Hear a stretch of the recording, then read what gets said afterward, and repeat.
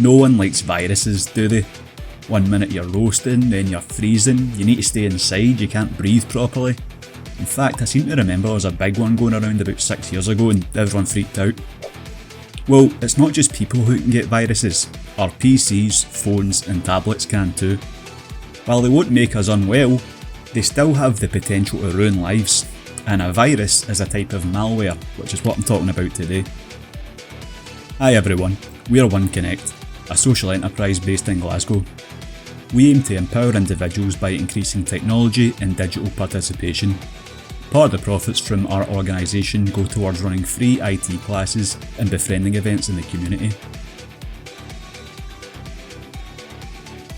Malware, short for malicious software, is a broad, all-encompassing term for a lot of things. You might have heard terms like virus, worm, trojan, spyware, ransomware, the list goes on. All of these are different types of malware.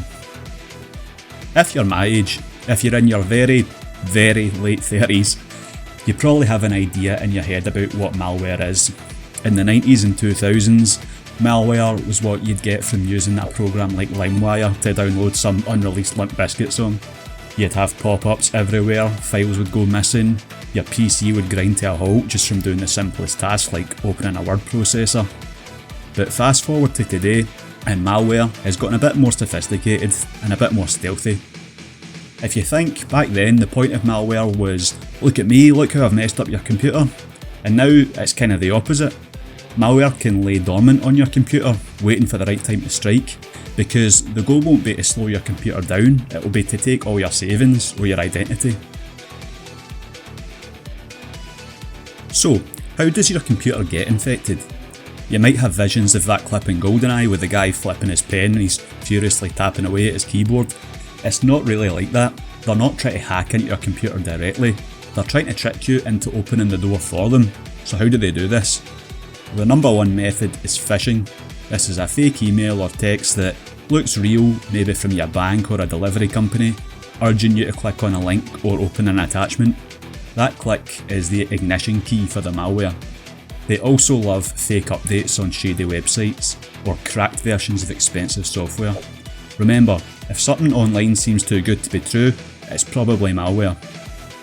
Hopefully right now your computer isn't infected with malware and you're still able to access the internet.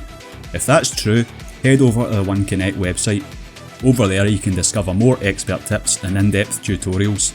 Do you need help boosting your digital skills or growing your online business?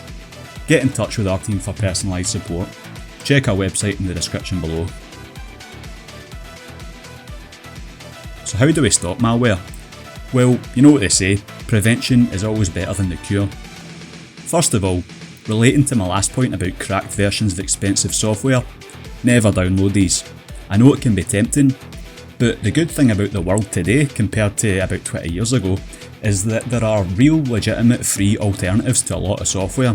I don't really pay for any of my software on my PC, I don't need to. Instead of paying for Microsoft Word to write these scripts, I use Google Docs. Instead of Excel, I use Google Docs.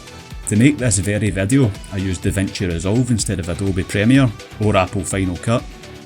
If I wanted to add a flashy effect like this, I also use Fusion in the DaVinci Resolve tab instead of using Adobe After Effects. And instead of Photoshop, I use Affinity. There's lots of good, free, legal alternatives out there if you know where to look. Keep your computer updated. Hackers love old software because it has holes they already know how to exploit. When your phone or computer says an update is ready, don't hit remind me later, do it now.